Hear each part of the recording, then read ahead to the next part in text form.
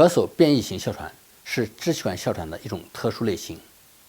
这类患者在临床上的表现主要就是个咳嗽。从定义上来说，是以咳嗽为唯一表现的这种哮喘患者。除了咳嗽之外，他的咳痰或者其他症状都不明显。在给患者做检查的时候，肺部听不到这些螺音。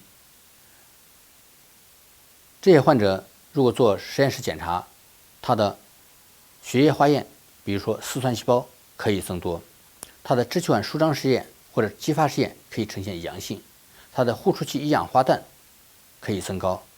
结合这些，我们就可以做出诊断。当然，同时还要排除其他可以引起咳嗽的呼吸道疾病，比如说慢性支气管炎、支气管扩张、肺结核、肺癌等等。